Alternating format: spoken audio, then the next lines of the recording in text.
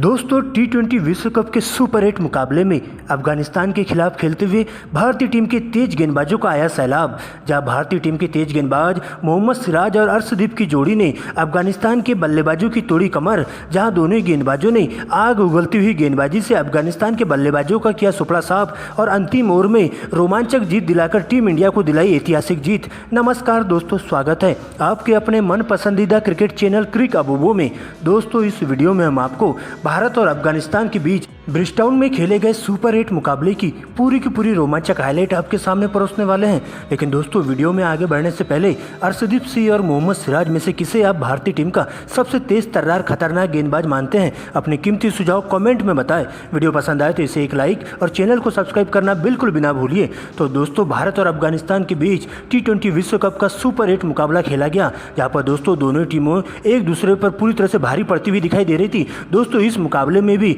अफगानिस्तान के कप्तान राशिद खान ने टॉस जीता और टॉस जीतते ही पहले बल्लेबाजी करने का फैसला किया और भारतीय टीम को गेंदबाजी करने के लिए न्योता दिया। दोस्तों इसके बाद अफगानिस्तान की पारी का आगाज करने के लिए टीम के दो युवा धाकड़ ओपनर बल्लेबाज इब्राहिम जॉर्डन और रहमानुल्लाह गुरबाज की एंट्री होती है, जिनके कंधों पर टीम को एक ठोस शुरुआत देने की जिम्मेदारी सौंपी जाती है। वही दोस्तों भारतीय टीम के लिए पहले ओवर की गेंदबाजी करने आते बाएं हाथ के तेज गेंदबाज अर्शदीप सिंह, जहां पहले ही ओवर में उनका सामना होता है विकेट कीपर बल्लेबाज रहमानुल्लाह गुरबाज से, जहां पर दोस्तों ओवर की दूसरी ही गेंद पर गुरबाज 4 रनों से अपनी पारी का आगाज करते हैं। जबकि दोस्तों इसी ओवर की अंतिम 2 गेंदों पर बैक टू बैक 2 लगातार चौके जड़ते हुए पहले ही ओवर में 12 रन बटोरते हैं और इस प्रकार से अफगानिस्तान के विकेट कीपर बल्लेबाज गुरबाज का कोराम देखने को मिलता है। हालांकि दोस्तों इसके बाद दूसरे ओवर की गेंदबाजी करने तेज गेंदबाज मोहम्मद सिराज की एंट्री होती है। यहाँ पर मोहम्मद सिराज का सामना होता है इब्राहिम जॉर्डन से और ओवर की दूसरी ही गेंद पर एलबीडब्ल्यू की जोरदार अपील देखने को मिलती है। लेकिन दोस्तों डीआरएस लेने पर इब्राहिम जॉर्डन बाल बच जाते हैं और इसके बाद मिले जीवनदान का फायदा उठाते हुए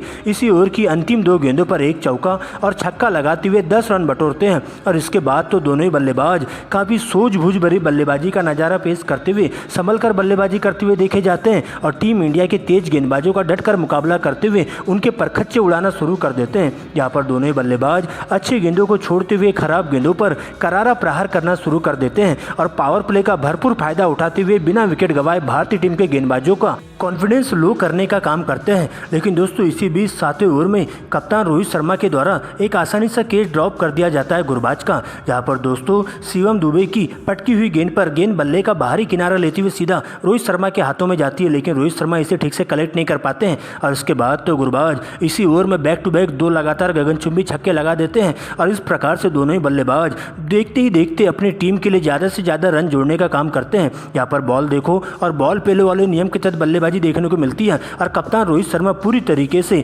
टेंशन में आ जाते हैं। लेकिन दोस्तों इसी बीच इस साझेदारी को तोड़ने के लिए 10वें ओवर में हार्दिक पांड्या की एंट्री होती है और आते ही गुरबाज को 48 रनों के निजी स्कोर पर क्लीन बोल्ड कर देते हैं और इस तरह से अफगानिस्तान की टीम को लगने वाला पहला बड़ा झटका होता है। लेकिन दोस्तों इसी बीच इसी ओवर की अंतिम गेंद पर इब्राहिम जॉर्डन भी जल्दबाजी कर बैठते हैं और उन्हें 38 के स्कोर पर क्लीन बोल्ड कर दिया जाता है और इस प्रकार से हार्दिक पांड्या एक ही ओवर में अफगानिस्तान के दोनों ही सेट बल्लेबाजों को आउट कर देते हैं और 10 ओवर की समाप्ति के बाद अफगानिस्तान का स्कोर 2 विकेट के नुकसान पर 92 रनों तक पहुंच जाता है। लेकिन दोस्तों इसके बाद नए बल्लेबाज के तौर पर नईब का साथ देने के लिए उमर जई की एंट्री होती है। लेकिन इसी बीच 12वें ओवर में जसप्रीत बुमराह का कोराम देखने को मिलता है, जहां बुमराह यार्कर लाइन की गेंद पटककर अजमदुल्लाह उमर जई को 8 रनों के निजी स्कोर पर क्लीन बोल्ड कर देते हैं और अफगानिस्तान की टीम को लगने वाला तीसरा बड़ा झटका होता है और इस प्रकार से 100 के अंदर ही अफगानिस्तान के 3 बल्लेबाज डगआउट की ओर लौट जाते हैं। लेकिन दोस्तों इसके बाद नए बल्लेबाज के तौर पर मोहम्मद नबी की एंट्री होती है और गुलबदन नईब के साथ मिलकर दोनों ही बल्लेबाज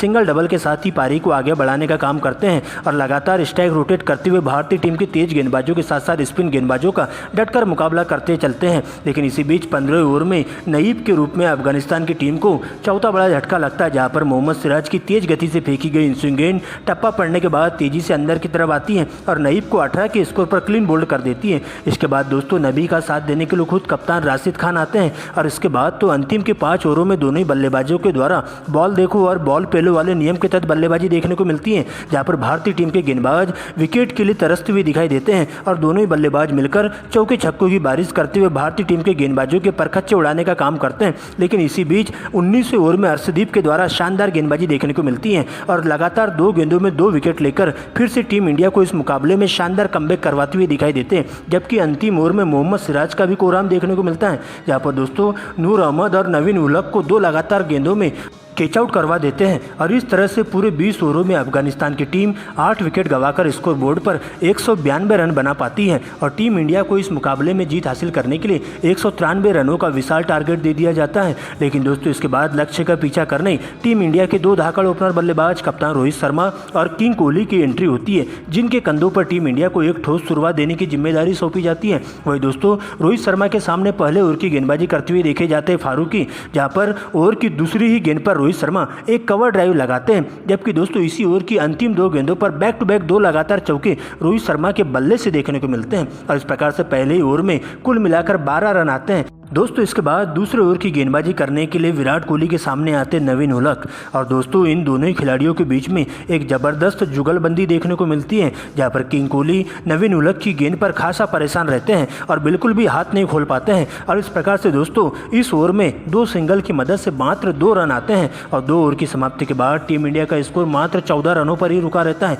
लेकिन दोस्तों इसके बाद तीसरे ओवर में खुद कप्तान राशिद खान की एंट्री होती है और आते ही टीम इंडिया को पहला बड़ा झटका दे पाते हैं, जहाँ पर दोस्तों एक बार फिर से किंग कोहली जल्दबाजी कर बैठते हैं और गुगली गेंद पर बड़ा शॉट खेलने के चक्कर में सीमा रेखा के पास मात्र 2 रनों के निजी स्कोर पर कैच आउट होकर डगआउट की ओर लौट जाते हैं और इस प्रकार से भारतीय टीम को 18 के स्कोर पर पहला बड़ा झटका देखने को मिलता है। लेकिन इसके बाद कप्तान रोहित का साथ देने के लिए सलामी विकेट कीपर बल्लेबाज ऋषभ पंत की एंट्री होती है, यहाँ पर इसी ओवर की अंतिम गेंद पर ऋषभ पंत 101 मीटर का लमसम छक्का जड़ देते हैं। वही दोस्तों इसके बाद रोहित शर्मा के साथ मिलकर दोनों ही बल्लेबाज काफी संभल कर फूक कर बल्लेबाजी करते हुए देखे जाते हैं, यहाँ पर अच्छे गेंदों को छोड़ते हुए खराब गेंदों का डटकर मुकाबला करते हुए उन्हें सीमा रेखा के बाहर पहुंचाने का काम करते हैं और 6 ओवर की समाप्ति के बाद टीम इंडिया 1 विकेट गंवाकर स्कोर बोर्ड पर 59 रन बना पाती है। दोस्तों इसके बाद 7वें ओवर में एक बार फिर से रोहित का बल्ला जम के गरजता है, जहाँ पर नूर अहमद को टारगेट किया जाता है और इसी ओवर में रोहित शर्मा 2 छक्के और 2 चौकों की मदद से 20 रन बटोरते हैं। जबकि दोस्तों